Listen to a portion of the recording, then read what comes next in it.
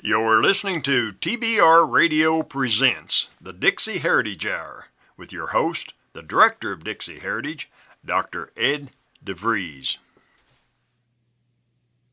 Those of you who listen to TBR Radio Presents the Dixie Heritage Hour on a regular basis know that the Dixie Heritage Letter, our weekly free newsletter, has thousands of interesting subscribers, and every week we give you the opportunity to meet another one of them. Today's guest is Dr. David Baker. He is a pastor and a jail chaplain in Columbia, Tennessee. That's near the headquarters of the Sons of Confederate Veterans. And Dr. Baker sent me a copy of his book on child rearing God's way. And the title definitely intrigued me, and I sat down and I read it, and I thought, wow, this is a great book. There are some great principles in this book that we need to share with our listeners on TBR Radio Presents the Dixie Heritage Hour. And so I called Dr. Baker, and I asked him if he'd be a guest on our show today, and he agreed. Of course, one of the things that I found out when I had read Dr. Baker's book was that he and I had gone to college together. I say that actually he graduated the year before I became a freshman, and we just missed each other in college, but we went to the same college. We had a lot of the same professors. We knew a lot of the same people. We lived in a lot of the same places. Our story is very common. And the truth is that I probably knew David when I was a teenager and just didn't realize it because I was hanging around the college as a teenager even before I became a student there when I was still in high school. And we went to the same church. It was a very large church. And so, again, our paths might not have intersected directly so that we would have remembered one another's names, but we were there. And so looking back at it now, I may faintly remember David, and we talk about that a little bit in the interview, but it was great to get to know him. One of the things you'll see is at the beginning of the interview is David and I are just kind of chatting, talking about our past, our college experiences, our childhoods, getting to know each other a little bit before we get into the subject matter of today's interview. Normally I would edit that kind of thing out, but the reason I left it in today is because it gives you an opportunity to get to know me a little bit better. It also gives you an opportunity to get to know our guest just a little bit better. So I left some of that in the beginning. For those of you who just absolutely don't want to listen to those kinds of chatter, you can always fast forward about 5 minutes and you can get to the heart of our discussion. And the heart of our discussion is, how do we pass our faith down to the next generation? How do we pass our culture down to the next generation? How do we pass our heritage and our history down to the next generation? And the reason that this is important is because we're losing our country. We're losing our culture. We're losing our heritage. And I think you realize that, and that's why you're a regular listener to a program like this. But how do we turn that around? I mean, we often complain that the liberals are taking our heritage away from us because they took down another monument or another statue or another flag. And of course, we know that those monuments and those statues and those flags are not our culture, are not our history, are not our heritage. They're just the symbols of our culture and our history and our heritage. Our culture and our history and our heritage was the Christian faith of our ancestors. It was the ideals of our ancestors. It was the political philosophy of our ancestors. It was the character and the work ethic of our ancestors. And so how do we pass those things down to the next generation? How do we pass those things down to our children so that even if every last monument is torn down, of the Southern culture and the Christian culture and heritage of the South is not lost, because our children will carry it on just as we're carrying it on, just as our parents passed it on to us and just as their parents passed it on to them. And so that's the purpose of today's discussion, and that's why I've asked David to be our guest today. And that's why we have our discussion on child raising and child training and child rearing, if you will. And, of course, David brings that to us from a biblical perspective. The wisest man that ever lived, King Solomon, had a lot to say about child training and about child rearing, and we would do well to heed his instruction. And so let's just dive right into it, our interview with Dr. David Baker. So, God bless you, man. Thanks for reaching out. And, man, I'd heard of your name before and then looked at the college and stuff, and you guys are doing some great stuff. That's amazing. How long has the college been there? Since 1995. Wow. And that's amazing. Yeah, so I'll tell you just a little bit of the story. I literally traveled the country The internet probably didn't become prevalent until 95. Right. But there were a couple guys I was going to school with, and we were playing around on bulletin boards in 1993. Wow. Putting courses on the bulletin boards just to see if it could be done. And in 1995, I literally traveled the country trying to find a preacher, a church, a school that would pick this up. And nobody wanted it. I bet. Nobody had a vision back then for any of that stuff. Nobody did. And I hadn't even graduated yet. I say that I had my bachelor's degree. I didn't quite have my master's degree yet. Right. And I was Dr. Lee Robertson. I took Dr. Lee Robertson to lunch. And he looked at me and he asked me, he said, "Did you pray about it?" I said, "Well, yes, sir." He said, "And what did the Lord tell you to do?" I said, well, what do you mean? He said, "Well, is the Lord telling you to do this?" I said, "Yes, sir. That's why I'm traveling the country trying to find somebody to do this." And he said, "Well, if God's telling you to do it, then why are you traveling around the country trying to find another preacher to do it?" Amen. And I'm like, I haven't even finished my degree yet. And he told me, he said, "But you will. You will." Yeah. And he said, "If God told you to do this, then do it." So I went home and I did it. Wow. Yeah.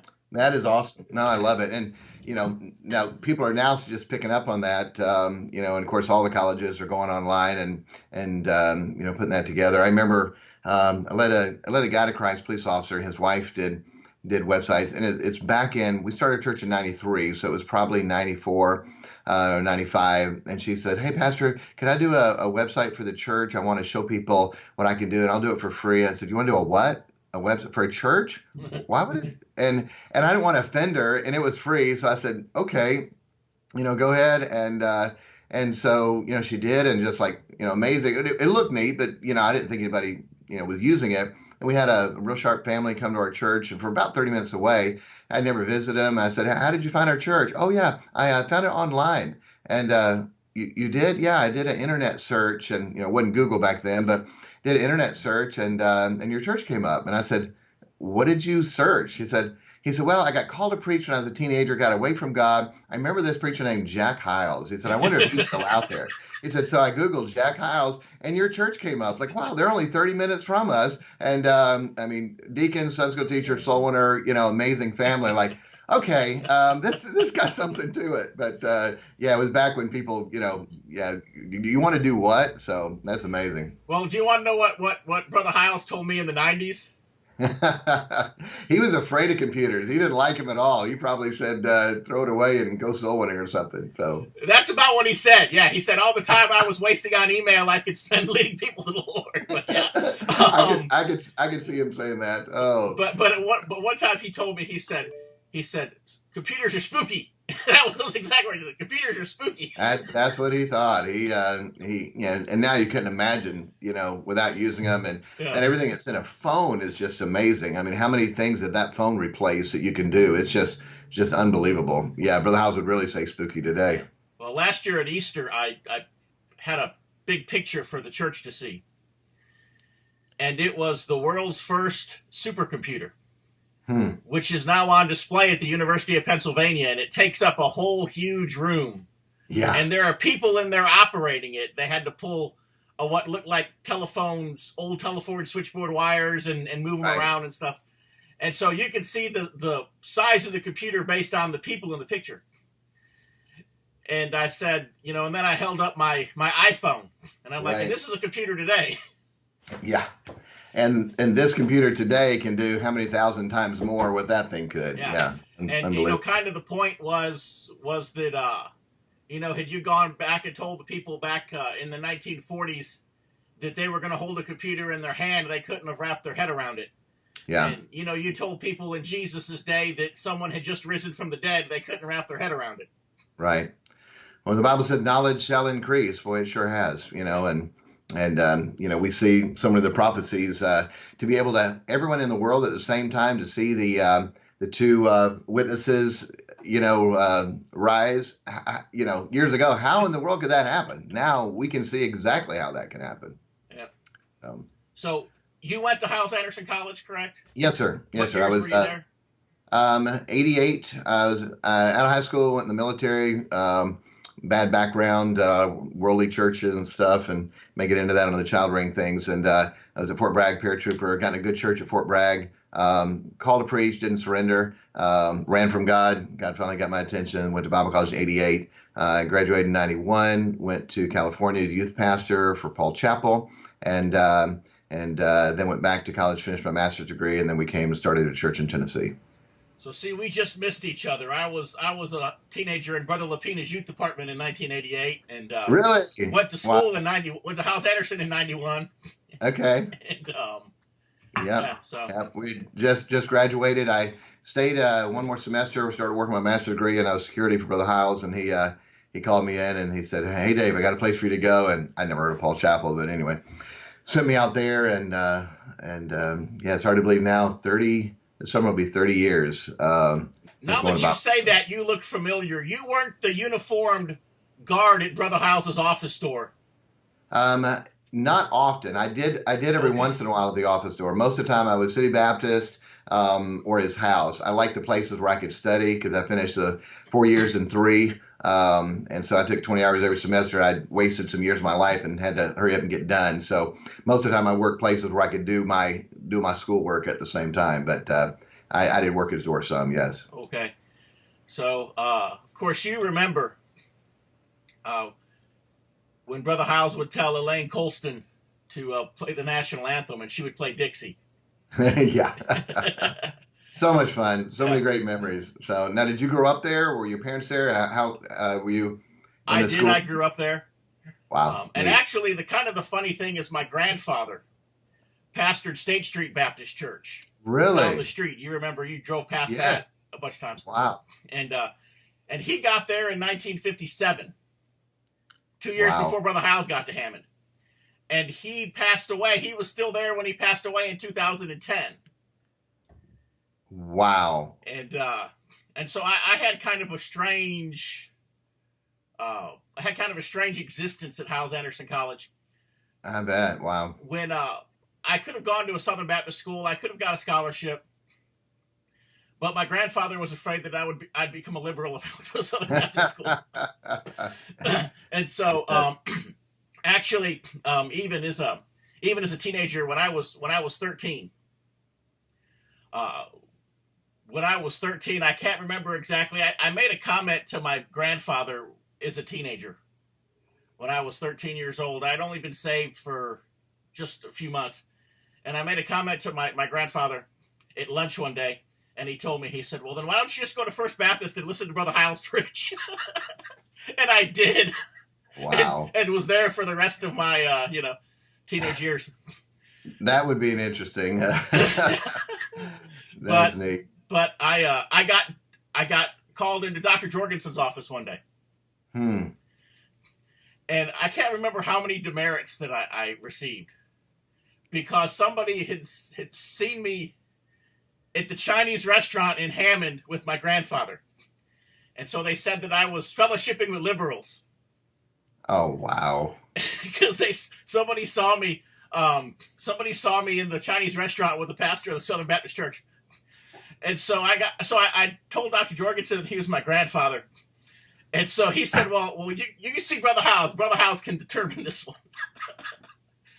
And so I went and saw Brother Hiles. And Brother Hiles wrote a letter and put it in my school file that Marvin Ramsey is not a liberal, but even if he were, he's the student's grandfather, and the purpose of the school is not to separate students from their families. Beautiful. That's sweet. Boy, I'd love to have that letter. Yeah. But the result of that was my grandfather was able to get me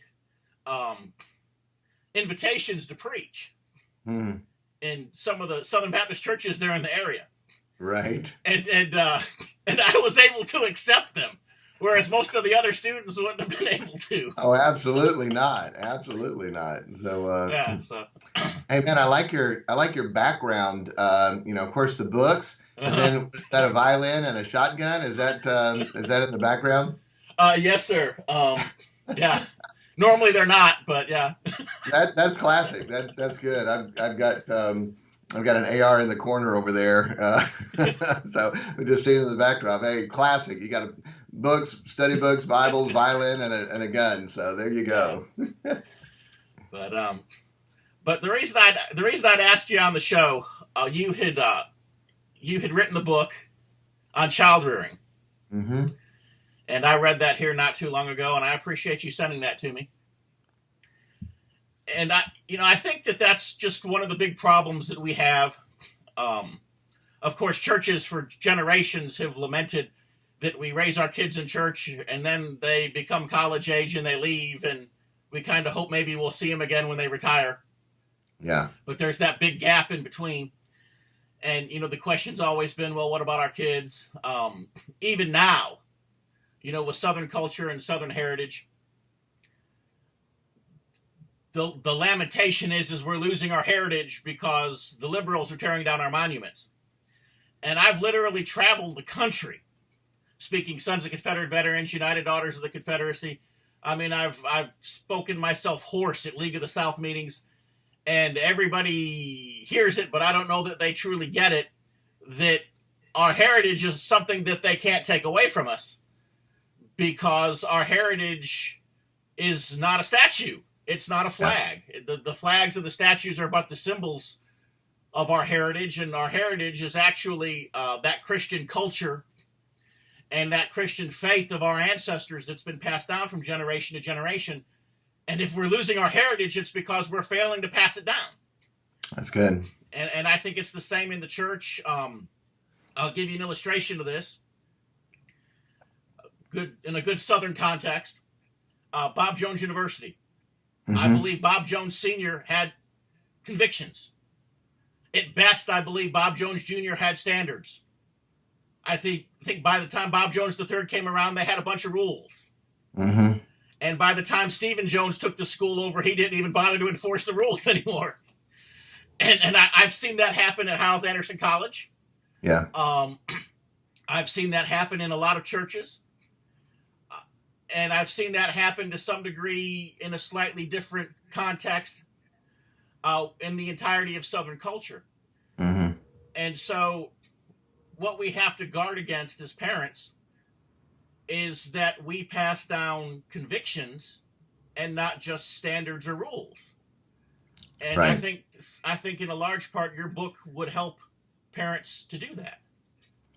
We'll go ahead and break here for a word from our sponsor, the Barnes Review, and as soon as we're back, about 60 seconds from now, Dr. Baker will answer that question. If you love listening to the Dixie Heritage Hour, then I know that you'll love reading the Barnes Review. The Barnes Review is one of my favorite magazines. I began reading the Barnes Review long before they became a sponsor here on the program. In the Barnes Review, you will read vignettes of man, from the prehistoric to the very recent, from forgotten races and civilizations to first-person accounts of World War II and the late Cold War. There's just not a more interesting magazine published today, nor a more significant and important subject than real history. So if you'll visit www.barnesreview.org, that's www.barnesreview.org, you can find out how you too can become a subscriber to the Barnes Review. You can subscribe to receive the Barnes Review by mail, or you can subscribe to receive the Barnes Review electronically in PDF editions. Or you could subscribe to receive both. That's what I do. So visit www.barnesreview.org and subscribe to the Barnes Review. It happened, the beginning of this book, we started our church in 1993. We had 3 Sunday school classes, one for the children, one for the teenagers, and one for the adults. And so I was like, okay, what am I going to teach all the adults? And you got single moms and couples and older people and younger people. And I thought, well, let me just teach on the family, because everyone has a family somewhat. And all right, I need some curriculum. So I wanted to use the Bible. Where do you use? And I thought, well, Proverbs. Yeah, that's the book written from a wise man to his son. I bet that's got some stuff in it that would be helpful. So I started just going literally verse by verse through Proverbs. And when I did, I was amazed at how many things Solomon taught his son over and over and over. A master's degree in education, the first thing they taught was that repetition is the key to learning. And so it's like, well, Solomon in all his wisdom, of course, he knew that. And so he repeated things over and over and over and over. So I started keeping track on a page just of the things that Solomon taught over and over. And I came up with 10 topics. So I preached a sermon called The Top 10 Things to Teach Your Children. And I was done. Well, then next week I found number 11, then 12, then 13, then all the way up to 52. So the full book is 52 topics, and each topic has 7 lessons for each day. So it's a full 1 year of family devotions. And so the title of that one is, my wife is finishing editing it now. She's she's got a master's degree in English, so she does my editing, and so you can pre-order that now. But that one is almost done. The title is called How to Rear Rich Kids, Rich in Life, Rich Relationships, and then Rich in Finances. Of course, Solomon taught his son all about silver, gold, wealth, rubies, substance, increase, all that.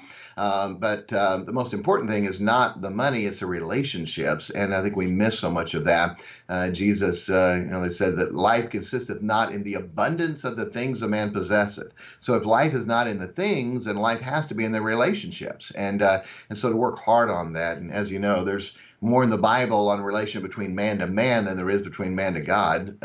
6 of the 10 commandments are relationship man to man, and 4 relationship with God. So that's how it started out, and never thought I'd put it together. So the first one, I did a free book I gave out, and just a paper copy of it, called The 3 Most Important Things to Teach Our Children. And so I've asked people for years, what do you think Solomon taught his son about more than any? And of course, you read the part of that, but what would have been your guess before that? Probably about women.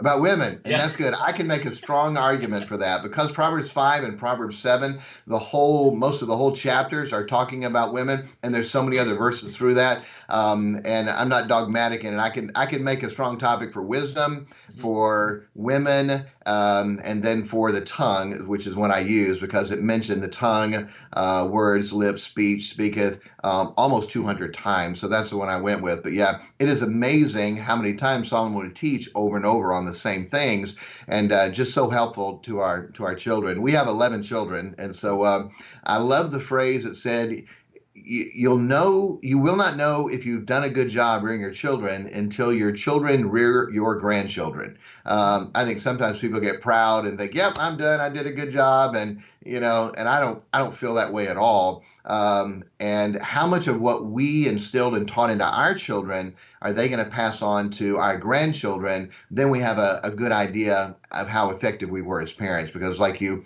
had mentioned earlier, boy, the standards, the convictions, all that changes so much, and there's nothing even left. I'm teaching something in our church now, and it is I'm going to put it in a college class because it is super simple, but it's so powerful, and it is how to develop a standard.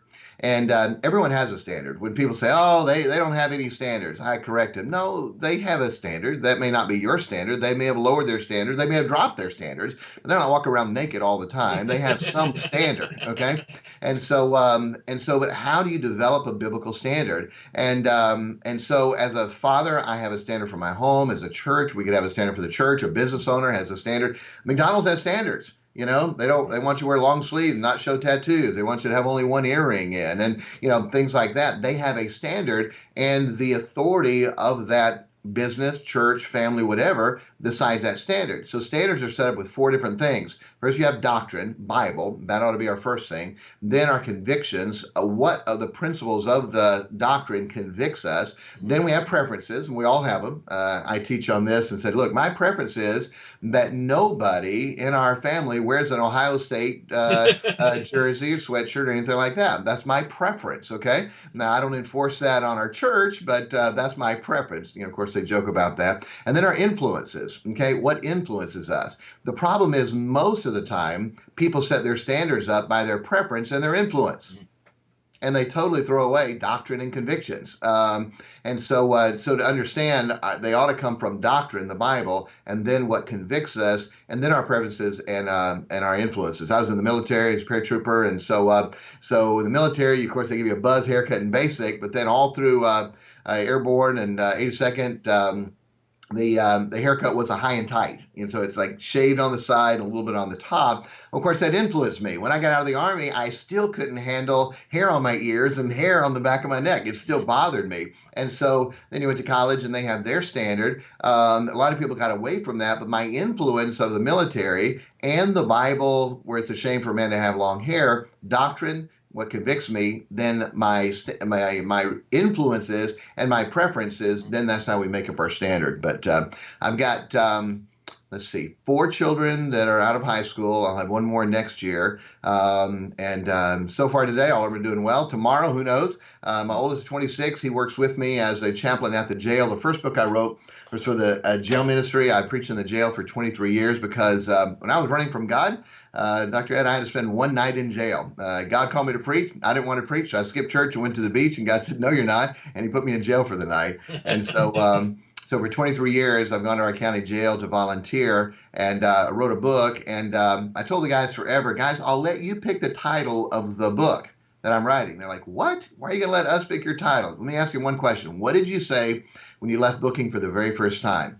And like in unison, they all say, I'm never coming back here. So that's the title of the book. I'm never coming back here. Okay. And of course, they all say that while they're sitting in jail, you know? Right. And so it's a statement every person says when they get out of jail. So I wrote that first. Well, our sheriff read it, and he's a saved Baptist guy, and he asked if I'd be the chaplain at the jail. And so I'm doing that also, and they let me hire my son to be my assistant. So my 26-year-old son works with me in the jail. He's there 40 hours a week. I'm there a few days a week and oversee it. And then my daughter married a great guy. He's our youth director, just finished Bible college, and he's our youth director. And then my next daughter just finished Bible college, and she's back working with us. And then I've got 2 more sons. One's going to Bible college this year and graduated, and then one is going to wants to be a Christian businessman, and so he is building business and learning and influencing. So far, I'm sorry, I got 5 graduate from high school. Next year I'll have 6, and so far they're doing good. As we know, who knows about tomorrow? Well, you talk about wanting to be a Christian businessman. Dr. Greg Dixon at the Indianapolis Baptist Temple told me a story, and we were eating at Jonathan Bird's cafeteria. I know it. In Indianapolis. And he told me that when Jonathan Bird was a teenager, that he was a bus kid at the Baptist Temple. Wow. And that one Sunday morning during the invitation that Jonathan Bird came forward, and all the other kids would come forward, and God called him to be a missionary, God called him to preach, God called him to be a preacher's wife. Jonathan Bird came forward and said God called him to be a millionaire. And Dr. Dixon said, I didn't know what to do. He said, but he was one of our more excited bus kids. He said, so I just knelt down next to him and prayed that God would, bless him financially and, bless him with the character to have integrity in business and would be able to bless that integrity. And he said, and I never thought much about it. He said, that was 20 years ago. Wow. He said, Jonathan Bird owns the cafeteria. He owns a chain of hotels. He owns a chain of Kentucky Fried Chicken stores. He said, and he probably carries about 2/3 of our church budget by himself. That's amazing. Does he still go to church there? He does. Wow, that's amazing. Yeah. A guy I was a chaplain for a health company when we were starting a new church. Jonathan Bird went through his health program, and with his 88, with his race car, his Indy car, and they changed the number to 88 because of the health coach guy that I work with and put his name on it. So small world. That's incredible. Did not know that. It's amazing, talking about bus ministry and people that were reached. That guy, that Christian businessman that I've worked for, he was reached at the Les Hobbins Church on a bus route as a teenager and got saved. So, yeah, just a small world, and to be able to do that, that's awesome. Yeah, it's the next book I'm putting out, and it's already written, working edited. It's called Financing the Work of God, and it's amazing how much in the Bible God used and talked about business to finance His work. And usually, as preachers, we just talk about tithe and offering, and that's in the Bible, and that's right. We believe that, but there is so much in the Bible about business. It's just amazing, and I think we skip over that so much. I'll ask preachers and pastors, say, okay, how many people has God called to pastor your church? They'll say, well, 1. Okay. So for your vision that God's called you to put together with your church, how many businessmen do you need to help fund the vision and the work that God's given you? So, man, dozens.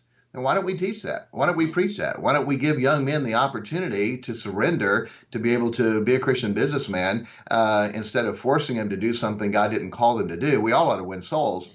but God didn't call all of us to pastor churches, and so that's the next thing I want to teach and help people with. And yeah, it sounds foreign to some, but in the ministry, the biggest reason that's hindered us from doing bigger things for God are finances. It seems to had a good preacher friend, and he said, "Yep," and he always teaches there are three things that veto any project, anything you want to do, and it said it's finances, faculty, and facilities. And I told him last time I respectfully disagree. It's only finances. Because if you have the finance, you can build the facilities. Right. And if you have the finance, you can hire the faculty. How many Christians would love to be full-time for God if they could just pay their bills? The faculty is not a problem. The finances are. Facilities aren't a problem. The finances are. And so I think we need more young men who could say, you know what, that's what I want to do, and help fund the work of God. That principle is so true, not only in the ministry, in the work of the church, but also in our context of our works for the preservation of our Southern monuments and our Southern culture. The culture war is a whole. I know we do a lot of lobbying at Dixie Heritage. We would like to do a whole lot more.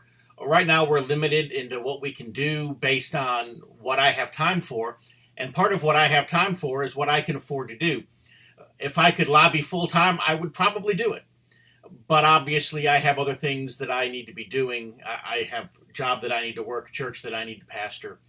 And so I can't put myself into that effort full time. In other words, I cannot live in Washington, D.C. I cannot live in Tallahassee, Florida. But if we had the money, if we had benefactors, people who would support the work that we're doing, we could have a full-time lobbyist in Tallahassee, Florida, or a full-time lobbyist in Birmingham, Alabama, or a full-time lobbyist in Washington, D.C., people who every day, day in, day out, 8 hours a day, 10 hours a day, 12 hours a day, 5 and 6 days a week, all they would do is talking to members of Congress, talking to members of the state legislature, talking to members of the president's cabinet, talking to the state governor, talking to members of the governor's cabinet, and so forth, advocating for our monuments, advocating for our parks, advocating for our flags, advocating for our culture and for our history. And so the context is there. And believe me, I know people who are capable of doing the work and who would eagerly do the work. And right now they're working in other jobs. And you say, well, why are they working in other jobs and not doing this full time? Because they can't make a living at it full time. If we could pay them to lobby full time, they would do it. Just like there are people who I know, if we could pay them to do it full time, they would do other things to advocate our heritage as well.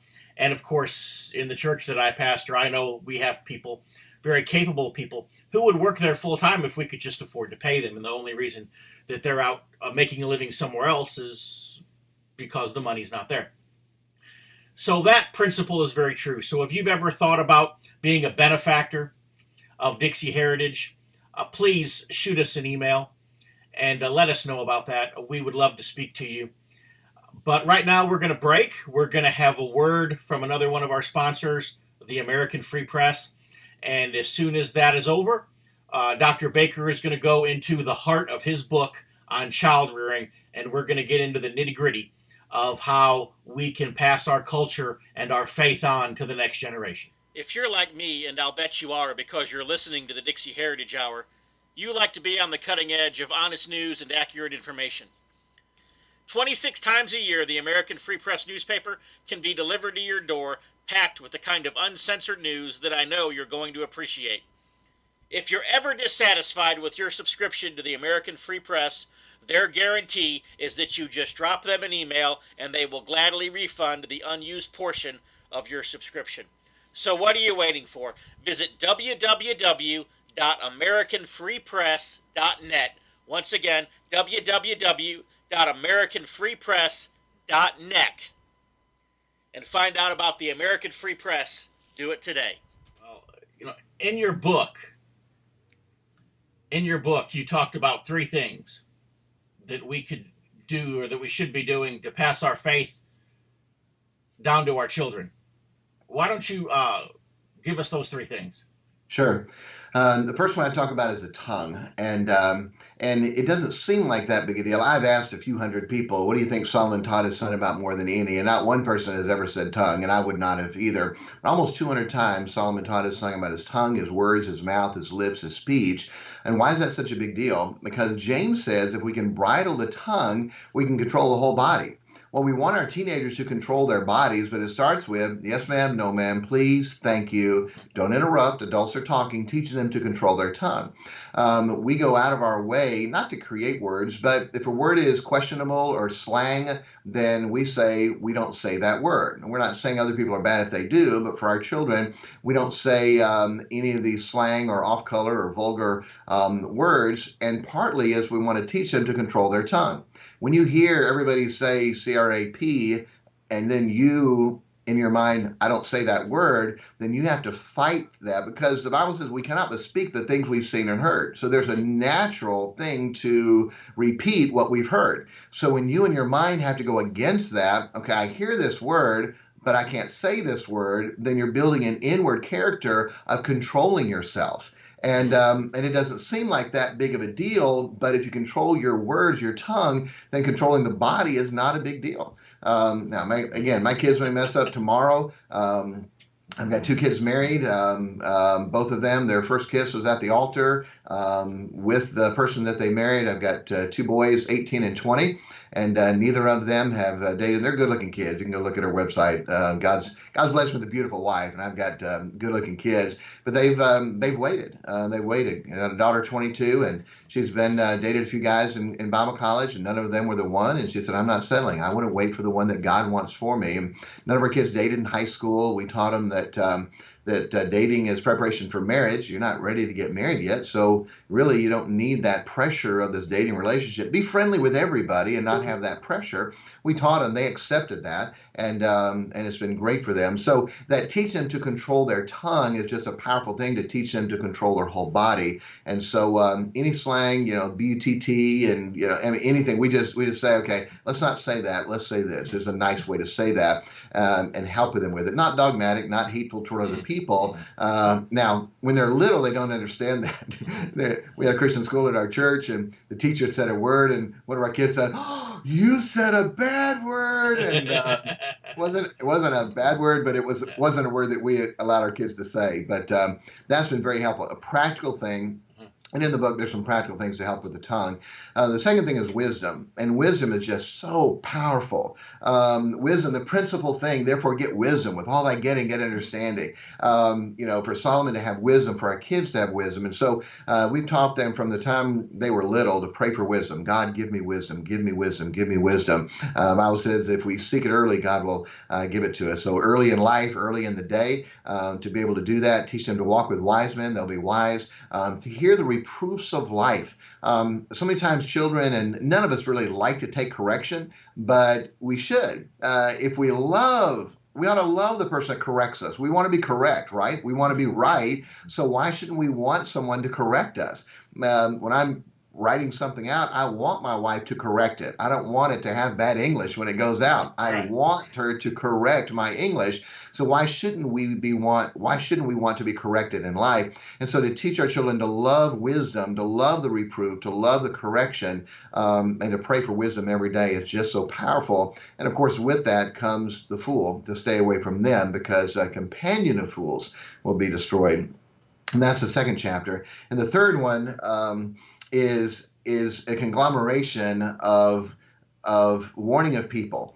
I was amazed at this, Dr. Ed, when I went through and saw how many people Solomon warned his son about. 13 different types of men Solomon warned his son about, and 8 different types of women. And he warned him about these people. And why is that such a big deal? Paul said, "Ye did run well, who hath hindered you that you should not obey the truth." It's not a what that messes our kids up. It's a who. It's not drugs that messes them up. It's the person that gave them the drugs. It's not alcohol that messed them up. It's the person that gave them the drugs. It's not false doctrine. It's the person that gave them the false doctrine.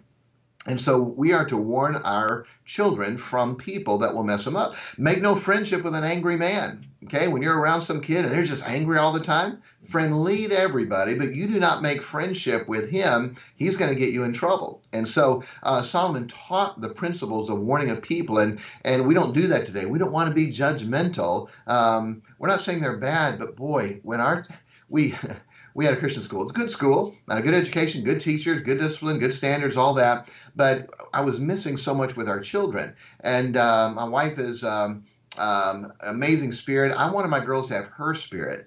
They were picking up negative, critical attitudes from the other girls in, 4th, 5th, 6th grade. And it's like, well, that's not the way they were. That's not the way my wife is. And then our kids were so busy. My wife's a piano teacher. My kids didn't have time to take piano lessons. And there's so many other things I wanted them to learn. So we pulled our kids out of our own Christian school, taught it, and explained it, what we're going to do. If they wanted to do it, they were fine. Some people could, some people couldn't. But it was one of the best things that we ever did to be able to make sure that our kids now, all of them play the piano, all of them have an extra instrument that they play. We have 4 cellists, 2 violinists, and other instruments, and they've got time for that. But also they've got to learn to do so many things. Our boys, 13-year-old, I taught him to change the brakes on a car. So now if the brakes, any of our vehicles need change, we pull in, he changes the brakes at 13 years old. And from construction to auto mechanics to woodworking, there's so many more things we got to teach them. And we were able to keep them from those kids that pulled them down. The oldest child we had the most struggle with because he had the most influence from people that weren't doing very well. The younger ones, it's amazing how easy it's been because the influence, and they're not socially awkward people. Oh no, homeschool, can they speak? Can they talk? They're not socially awkward. We're around people all the time, but it's been a blessing to be able to do that. But anyway, those are the 3 many things to get started: warning of people, wisdom, and to control the tongue. Well, we talked about the tongue at the beginning of those 3. I remember in college, I can't remember, maybe it was Dr. Evans who used to always say that bless God was a, excuse me, it's in my throat. But he used to say that bless God was the Baptist cuss word. That's what we would say when we didn't want to cuss. Yeah. Oh, there's so many at our Christian school back then. There was an element of people that took every curse word and changed a letter and called them Christian curse words, and they just rail on that. I mean, that we should stay so far away from that and so far from the world. It shouldn't sound like that. And now it's OMG and things like that are just no, that's the God's holy, and not to do that and make a byword or a abbreviation out of His name. Well, I know with our 11-year-old right now, he's we're every day we're on to him. He's determined that his word is frick, F-R-I-C-K, frick. Yes, that would be a banned word, absolutely. I know too that in the South, of course, Southerners get this, and have you always lived in the South except for when you were in college and in the Army, or were you from somewhere else? I was born in Tennessee. Okay. We moved to Iowa when I was a kid. So I grew up Midwest Iowa, went to the Army after that, then college, and then back to Tennessee. So lived in Tennessee most of my life, but the real formative years, it was Midwest, so I don't have as strong of a Tennessee accent as most. Okay, but you've lived in the South long enough to realize that bless your heart is not always a good thing. Absolutely. And I tried to make that point to some folks, I'll just call them Yankees. Attend Bible College for free. Visit www.bibleschool.edu to find out how. Have you ever wanted to attend Bible college, but you couldn't leave your home? Or maybe you thought that the cost might be too high. Not anymore. The School of Biblical and Theological Studies is offering you the opportunity to enroll in an online class absolutely free. Enrolling in the free classes in no way obligates you to continue, and it will not obligate you in any way to ever have to pay a dime. Visit www.bibleschool.edu and start studying God's Word for free. That's www.bibleschool.edu. Dr. Ed, from here, what I tell people, and by the way, this book is still free. Amazon only let me do it free for 5 days, but on my website, you can go get the PDF for free. And that website is childrearinggodsway.com. Childrearinggodsway.com. You can go get that book for free, and it's got some free gifts inside of it. There's one video that our family does, a family devotion. You ever want to see, hey, how do you guys do devotion? I'd be interested to see how any other family does devotion. We videoed just one of our devotions and went through what we do and teach on that in the book. There's a link. You can get that as a free gift, and a couple other gifts. Our family sings together, and there's a couple songs. One's called Sheltered by His Grace, and boy, it's just a neat song. My kids sing it, and it talks about how, yes, my parents sheltered me, but they sheltered me from the broken heart and from the hurts and the wounds and the sin, and I'm so glad that they sheltered me from that. And my kids that feel that and sing that. There's some gifts in there. And then if somebody wants more, there's a video coaching program they can go into, and it's called Child Rearing God's Way. Years ago, I realized who was the best father in the world? God was. And so I need to rear my children like God rears us. And so I did a study of how God reared us, and have 5 videos that people can watch, and some couple free gifts with that. One is how to lovingly, biblically discipline our children. One of the things that I've seen worst of all is our discipline. By the way, Solomon, read Proverbs and see, that's one of the chapters in the big book, how many times Solomon taught his son about child rearing. We taught our children about child rearing all the time they were growing up, of what to do and how to do and why we're doing it, so they understand that. And Solomon taught his son about child rearing. So many times we take, as you know, the Bible out of context. Proverbs 31 is a perfect one. When you think of Proverbs 31, that's the women's group. That's the women's lesson. You teach it to women, and that's all it's used for. And that's totally not the context. Proverbs 31 is a mother teaching her son. Mm-hmm. She taught him, son, don't give your strength to women. Son, alcohol is not for you. Son, you speak up for the poor, the needy, and the dumb. You be the defender, not the bully. And then, son, here's how you find a good woman. And the rest of Proverbs 31. That's a mom teaching her son. And there's nothing wrong with teaching Proverbs 31, here's how to be a good woman. That's not the context of it. The context of it is, son, here's what you look for in a woman. But the discipline is such a big deal. I have 14 different steps on how to lovingly, biblically discipline our children. When I was a kid, it was, you wait till the commercial, kid, and then the commercial, then beat, and you come back, and what did that teach you? That TV show is more important than you are, how I deal with you, how I discipline you, and no love, it's just all discipline. And I have a great mom and dad, and that's the best they knew. When they've heard me teach this, they go, son, we're so sorry. We did the best. I don't blame you guys at all, but you want to take and how to purify. God, when he disciplines us, loves us and restores us and brings us back to himself. If we don't do that, there's a wall that's built up between us and our children, and we don't want that wall. So anyway, there's a lot of good stuff there to go into. If we can help you with children and child rearing, we'd love to, because as Dr. Ed and I were talking in the beginning, there's just a mess of things out there with our children, and so many parents are losing their kids, and our churches are losing their kids, and not realizing it doesn't have to happen. We can teach them the right things where they'll stay and do the right things. You talked about standards and how to develop a standard. How do we go about explaining our standards to our children so that hopefully they become a conviction and not just a rule? Right. I think it starts with the doctrine, with the Bible. The Bible is our authority of all matter in faith and practice. We say that. We need to believe that and live that.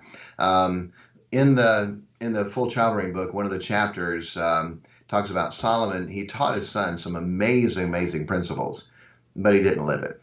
Mm-hmm. Solomon taught his son about women, but he sure didn't live it. Okay. Right. He taught his son about so many things, but he didn't live it. And so the number one thing to answer your question is we teach them, but we teach them by our life. Dr. Evans, would say in college over and over, are your walk talks and your talk talks, but your walk talks louder than your talk talks. Mm-hmm. The dad that says, no, kid, you better not catch you smoking, it's going to happen, and it's don't say this, don't do what I do what I say. No, they're going to do what you do. And so the best thing I can do is to live it in front of them and to show them an amazing, fun, exciting Christianity. My kids love being preacher's kids. They love the ministry. We went through some tough times. We lost a church building, and won't go through all that, but our kids have seen the bad side of ministry, and they still love God. They still want to serve God. They still want to do right. They still accepted what we taught them to be able to do, because the ministry is great, and serving God is great, and helping people is great, and they've got to see that. It's not a drudgery. It's not something bad to do. We don't complain about it. We've been through bad financial times. We've been without. I mean, you name it. We had a house foreclosed. Imagine 11 children, you lose your house. Right. Foreclosed, eviction notice. Hey, can we rent your house? Yeah. How many kids do you have? 11. Not going to go very well, but they've gotten to see God take care of us, and then God turn things around and do some great things for us. And they've gotten to see, hey, your God is real. And that's what I want. I want that too. So I think that's the number one thing. When we put on that form of godliness, but deny the power thereof, when we just put on the actions, it's fight and cuss in the car all the way to church, and we get out, hello, good to see you, God wonderful, to be real, to be the same at home, same at church, same there. And that's what our kids have seen. This is real. What Dad does, this is real. They care, it's real, and I think that's the most important thing, and I think that's probably the weakest thing many times. I won't name names, but when I was a teenager, for a couple of Sundays, I had to ride to church with another young man in the youth department who was Brother Hyles's grandnephew, and so we get into the van, and every Sunday it was the same thing. Was that Brother Hyles's niece and grand nieces and nephews would get into this discussion about where their Bibles were.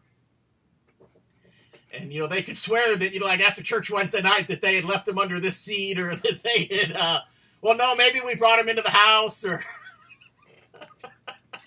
Yeah, that's it. Yeah. And so. Is it real? Yeah, and right. I'm sure that they weren't the only family in the church that had those same discussions on Sunday morning as well. Right. But, well, the world is real. The bright lights and flashing, it's real. It'll be empty, and it's a counterfeit. But boy, that's what so many people want to chase after. And the things we say, oh, don't do this, it's bad, and then they try it and it's fun. And I don't teach them that it's not fun. I teach them it's fun. There is pleasure in sin. The problem is it's only for a season. And after the season of pleasure is gone, now comes the season of consequences. And the consequences are way more than the pleasure is. Right. Well, I know my grandfather used to say this often, and that was that our children will do in excess what we do in moderation. Absolutely. If you want your child to be a heavy drinker, just take a social drink every once in a while. Yeah, great statement. And great statement. You want your son to be lazy or to not be able to hold a job. Just call in sick one day when you're not. That's good. That's good. Yeah. Perfect. Exactly.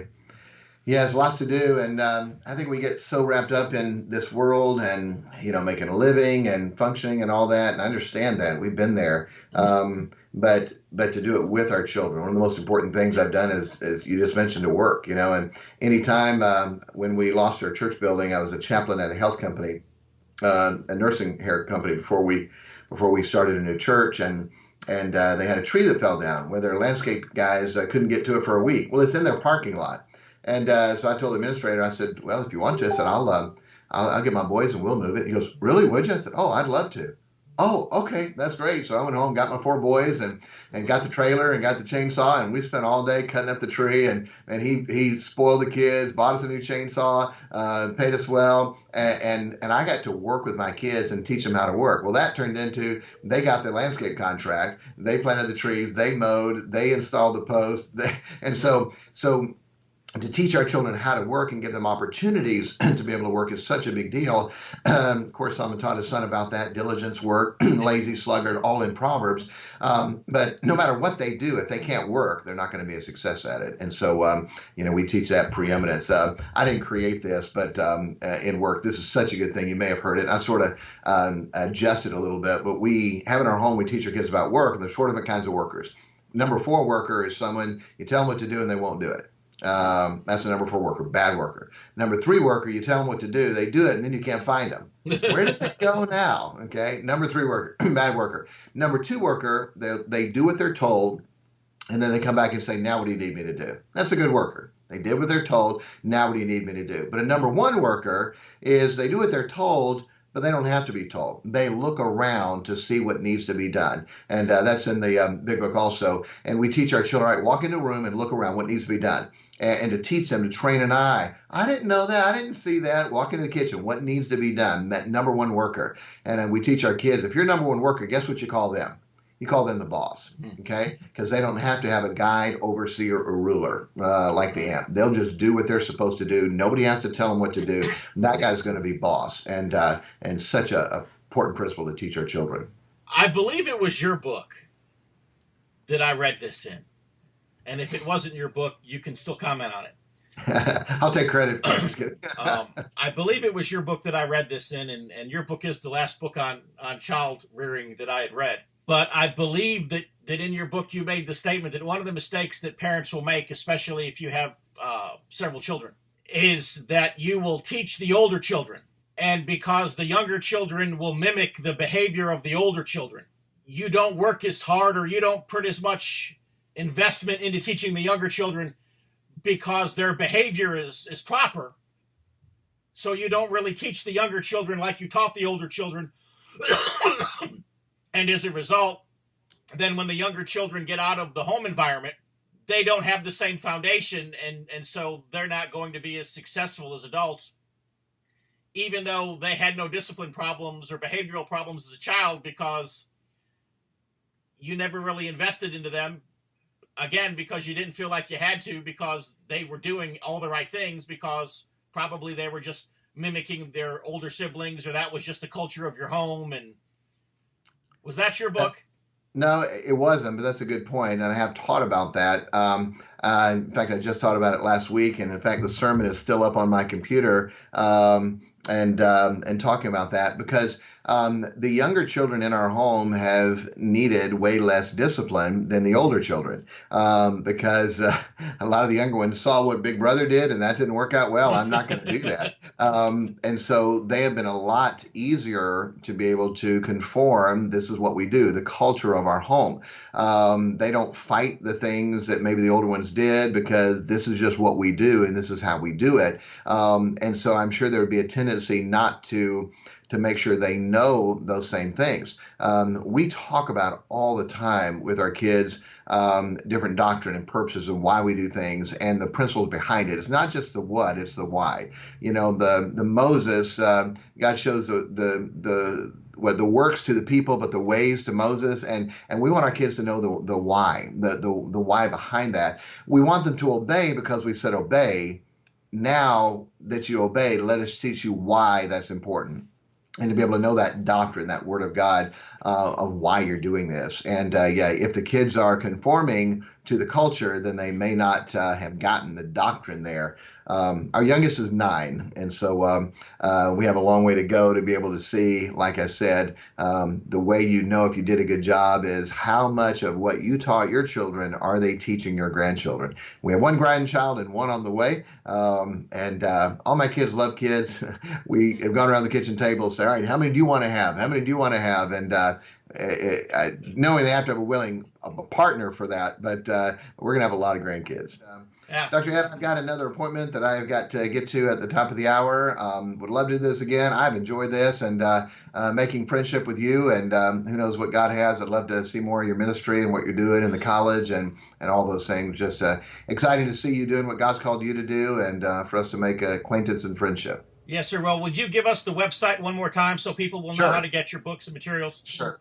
ChildRearingGodsWay.com is the child rearing book, ChildRearingGodsWay.com. And then the jail book and other things we're doing is at DavidMarkBaker.com. 1K, DavidMarkBaker.com. And to follow us, and if we can help you in any way, let us know. And Dr. Ed, sure enjoyed it. And comment again, I love the backdrop of the gun, and I need to put that in the back of mine. I love that.